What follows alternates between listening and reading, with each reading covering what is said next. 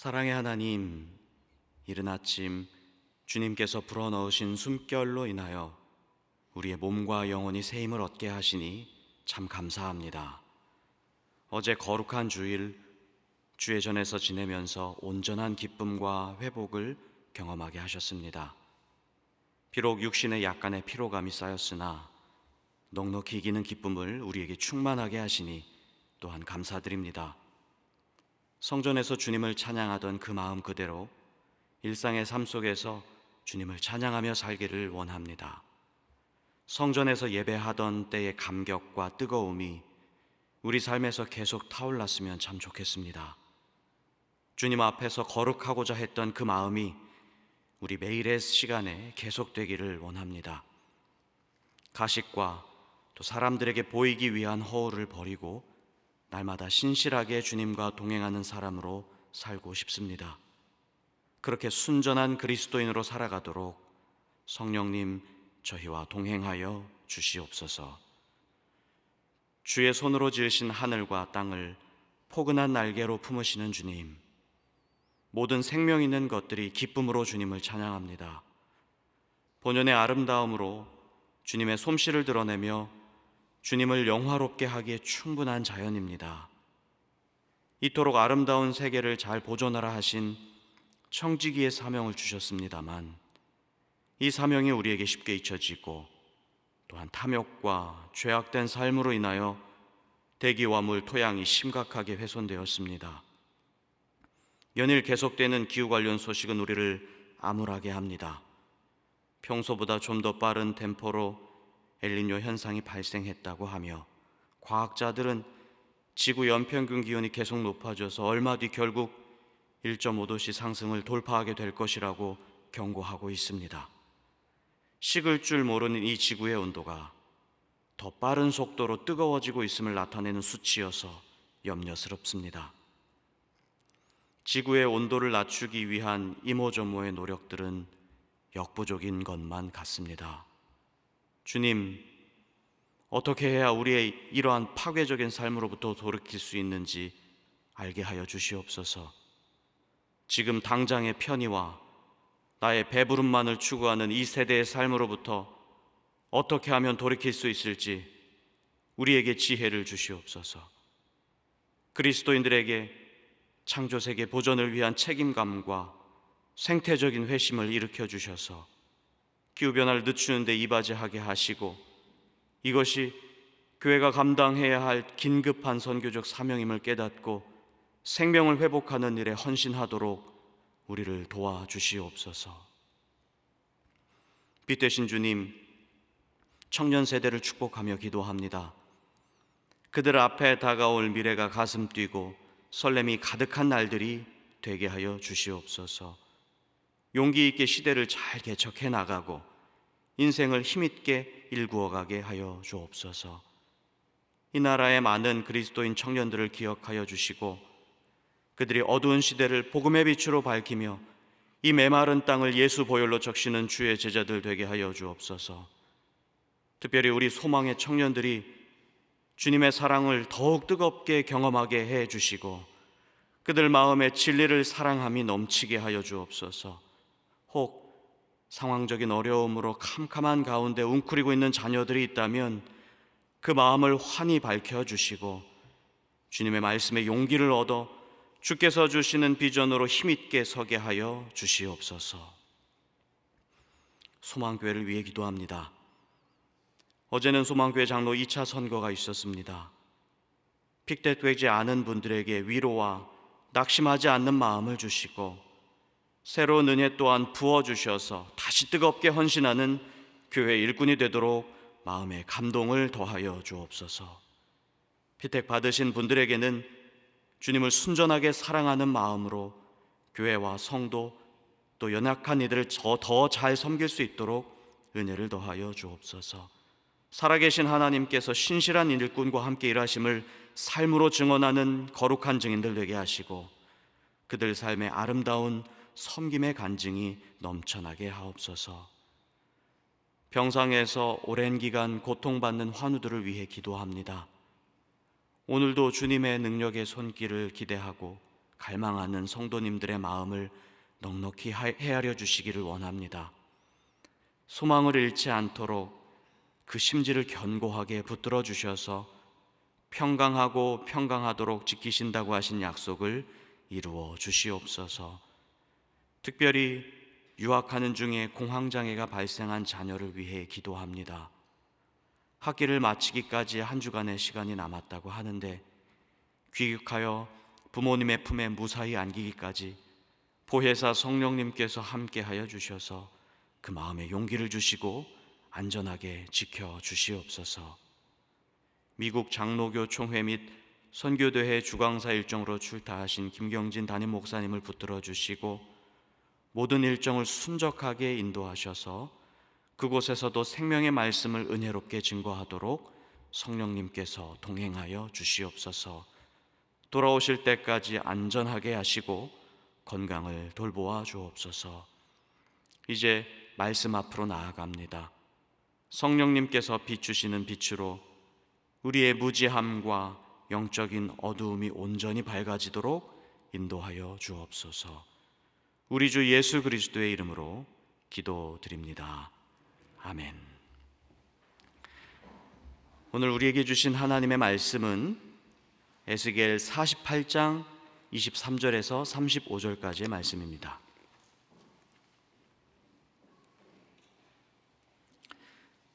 에스겔 48장 23절에서 35절까지의 말씀을 함께 봉독하겠습니다.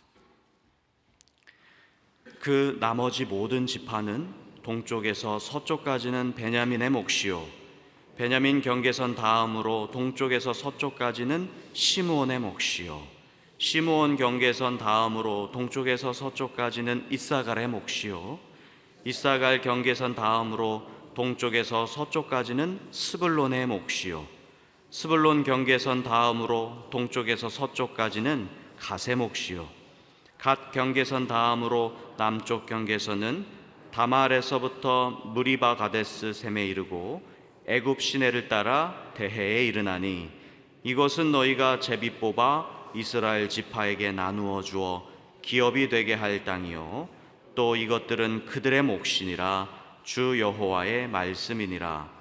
그 성읍의 출입구는 이러하니라. 북쪽의 너비가 4,500척이라. 그 성읍의 문들은 이스라엘 지파들의 이름을 따를 것인데 북쪽으로 문이 셋이라.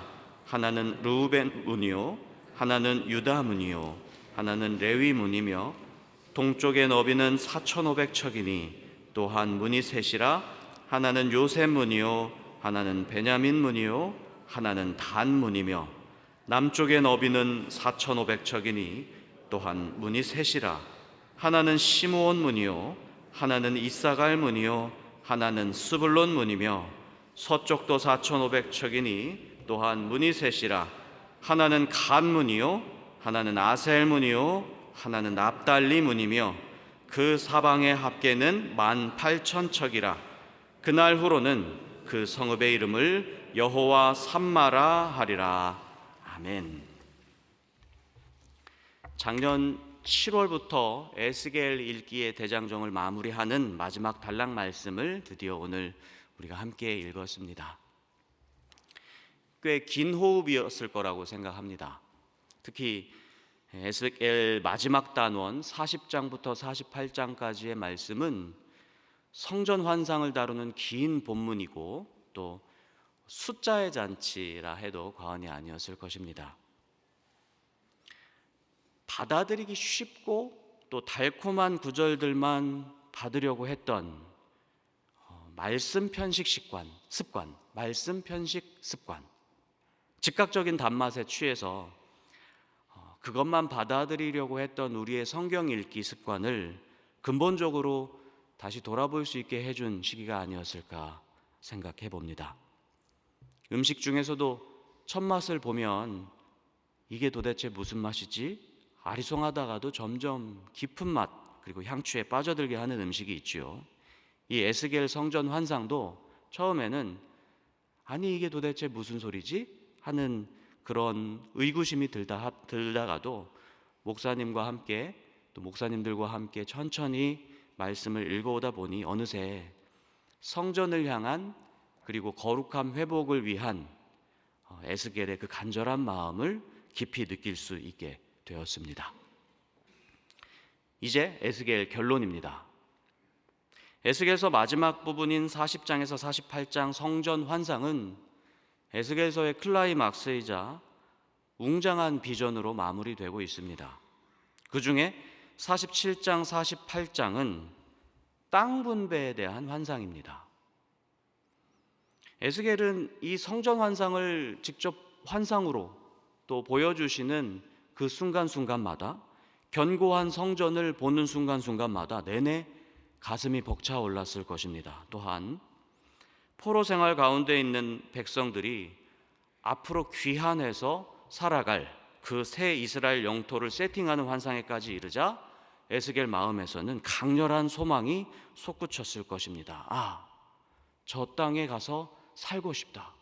나 저기 가서 살고 싶다라고 하는 마음이 솟구쳤을 것입니다. 하지만 문제는 그리 간단한 게 아닙니다.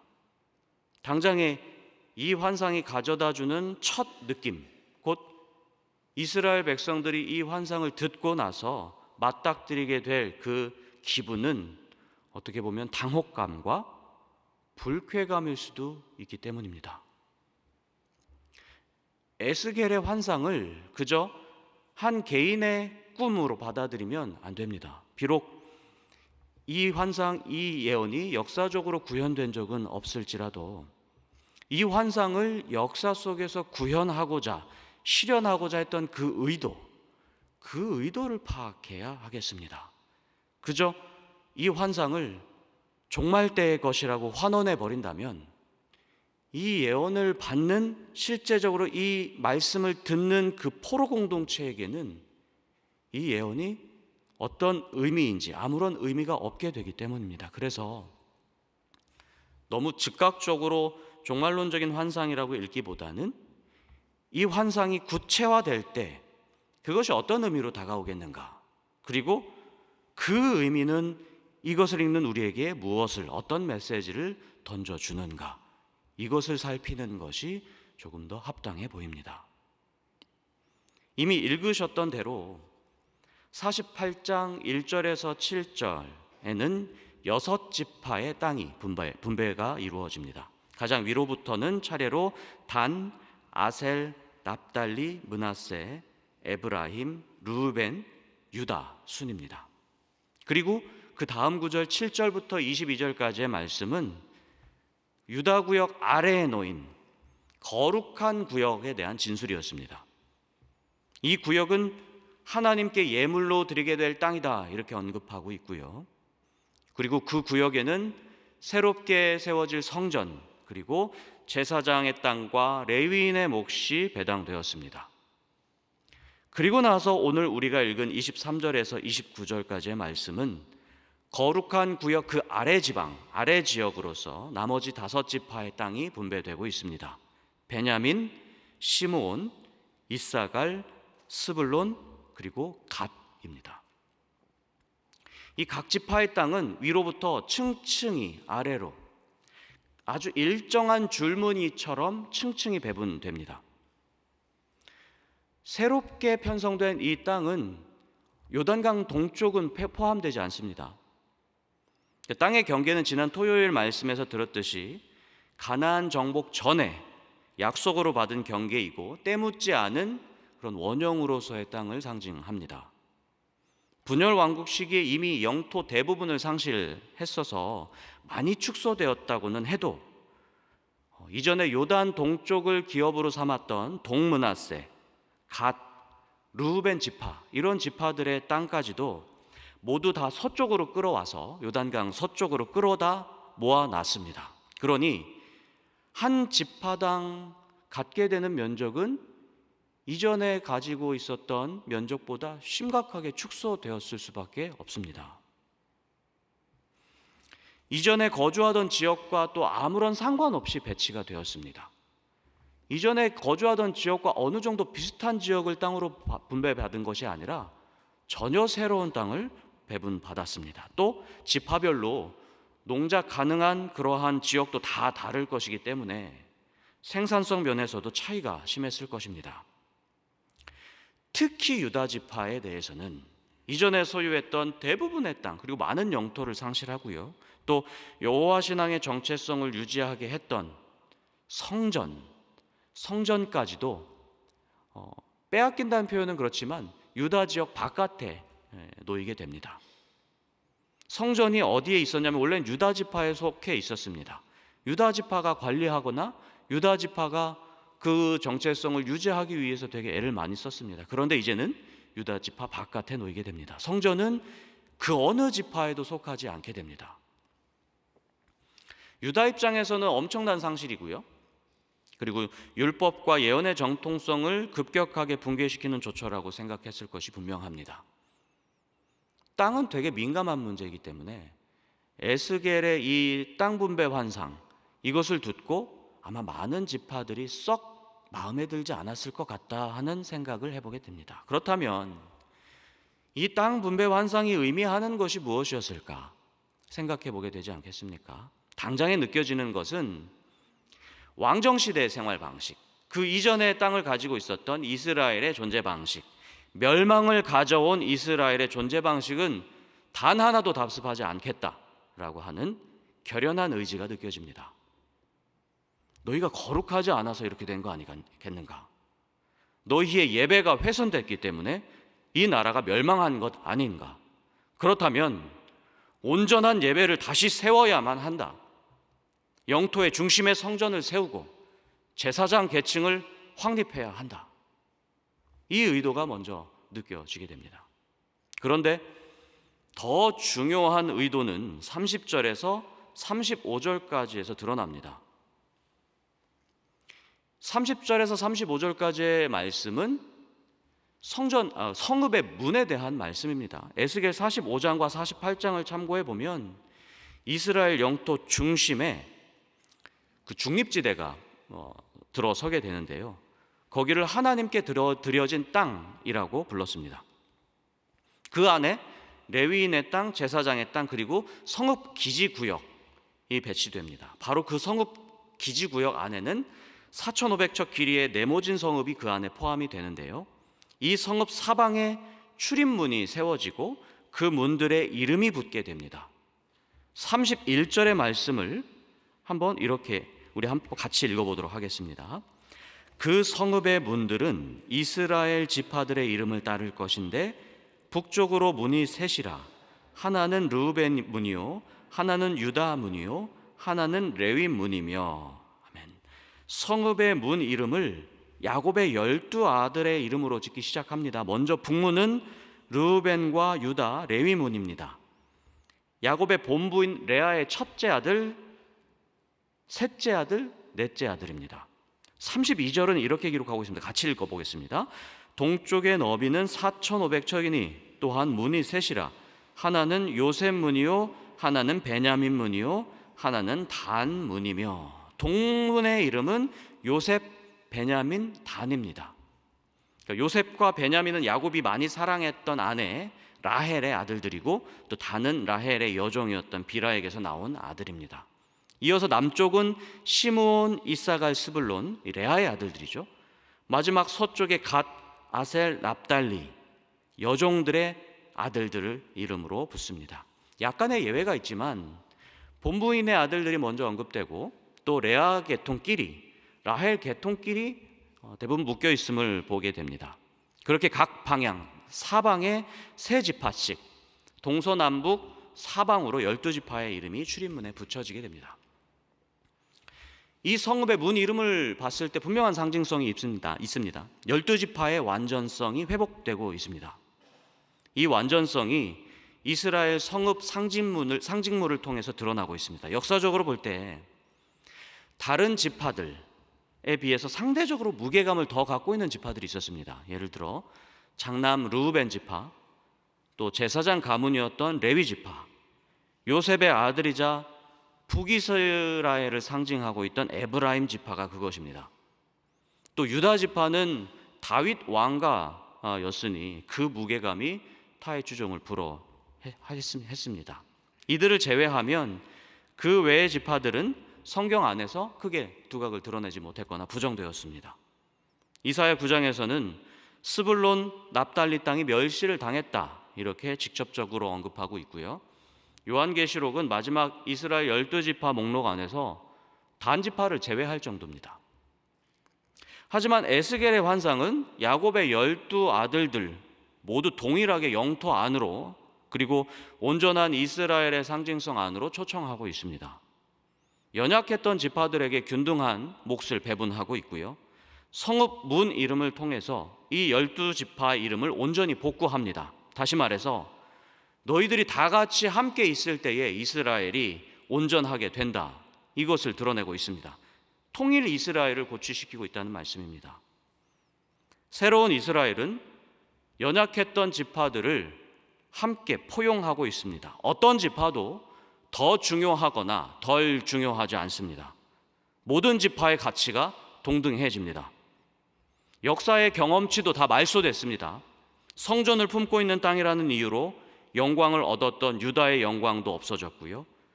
우상과 혼합주의로 수치스러웠던 사마리아 지역의 과거도 다 말소됐습니다.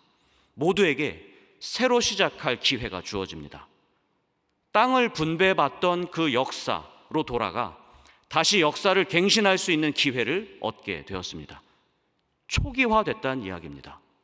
희년의 상징이고 희년의 정신이었습니다. 다시 처음부터 이것이 새 이스라엘을 세우는 핵심 정신이었습니다.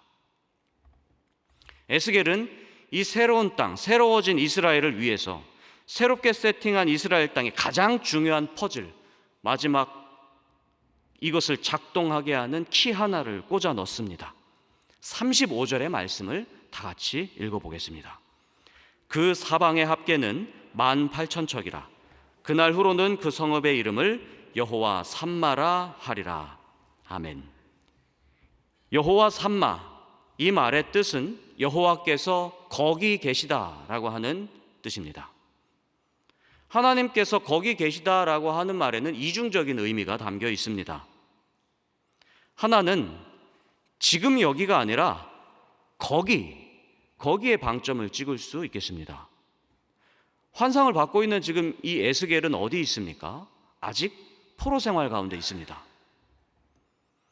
이역말리 떨어진 곳에서 고향 땅에 대한 꿈을 꾸고 있는데 하나님께서 이 에스겔에게 말씀하시는 거예요. 하나님은 지금 여기가 아니라 거기 계신다.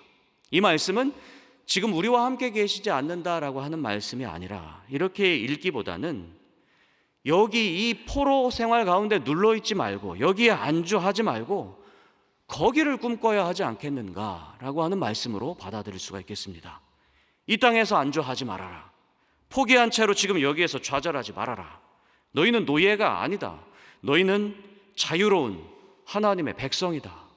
이것을 의미하는 것이겠죠. 다른 하나의 의미는 하나님께서 계신다라고 하는 이 존재하심의 방점을 찍을 수가 있겠습니다. 하나님은 거기서 떠나셨으나 이제는 존재하신다. 거기에 존재하신다. 좌정하신다. 여기에 방점을 찍을 수 있겠습니다. 여호와 하나님은 거기에 돌아오셔서 영원히 거하시겠다고 하십니다. 에스겔 43장 9절에 이렇게 말씀하십니다. 이제는 그들이 그 음란과 그 왕들의 시체를 내게서 멀리 제거하여 버려야 할 것이라. 그리하면 내가 그들 가운데 영원히 살리라. 이렇게 말씀하셨고 약속하셨습니다. 에스겔은 왕정시대의 몰락이 하나님이 거기에서 떠나셨기 때문이라고 계속해서 분명하게 밝혀왔습니다. 이제 하나님이 거룩함을 회복하신 그곳에 다시 들어오시겠다고, 그리고 영원히 거주하시겠다고 말씀하십니다. 하나님이 함께 계셔야만 이스라엘은 존재할 수 있습니다. 하나님과 함께 있어야만 이스라엘은 참될 수 있습니다. 하나님께 존재의 근거를 두는 백성, 그것이 이스라엘의 정체성이 됩니다. 그래서 여호와 삼마, 하나님께서 거기 계신다, 이 성읍의 이름은 임마누엘, 곧 하나님께서 우리와 함께 계신다의 객관화된 표현입니다. 바벨론에서 여호와 삼마의 꿈을 품어야만 그 땅에 돌아와서 거기에서 임하시는, 거기에서 누릴 수 있는 임마누엘의 축복을 얻을 수가 있는 것입니다. 에스겔서 마지막 책장을 넘기면서 우리는 질문해야 할 것입니다. 나는 하나님의 성전으로 불릴 만큼 거룩한가? 그렇지 않다면 우리는 예수 십자가를 내 안에 굳게 세워야 하지 않겠는가? 예수 그리스도의 십자가가 내 안에 세워져서 그렇게 내 안에 날마다 예수님의 보혈이 흐르고 있어야 하지 않겠는가? 그 보혈의 능력으로 다시 내가 새롭게 되고 초기화되고 다시 시작할 수 있는 기회를 얻어야 하지 않겠는가? 바로 그때 하나님께서 내 안에 들어와 나와 함께 계시지 않겠는가? 그래서 내가 홀로 존재하는, 하나님 앞에 혼자 서는 그런 교회로 존재해야 되지 않겠는가? 여러분, 참된 그리스도인은 예수님을 내 안에 모심으로써 여호와 삼마와 임마누엘이 하나 되어 있는 사람입니다. 오늘 하루도 나는 과연 진실로 하나님의 성전인가? 이것을 묻고 예수 보혈로서 그렇다 여김받는 존재됨을 인식하고 감사하는 그러한 하루가 되시기를 축복합니다. 그러한 저와 여러분 되기를 소망합니다. 기도하겠습니다. 하늘에 계신 우리 아버지, 아버지의 이름을 거룩하게 하시며 아버지의 나라가 오게 하시며 아버지의 뜻이 하늘에서와 같이 땅에서도 이루어지게 하소서. 오늘 우리에게 일용할 양식을 주시고 우리가 우리에게 잘못한 사람을 용서하여 준 것 같이 우리 죄를 용서하여 주시고 우리를 시험에 빠지지 않게 하시고 악에서 구하소서. 나라와 권능과 영광이 영원히 아버지의 것입니다.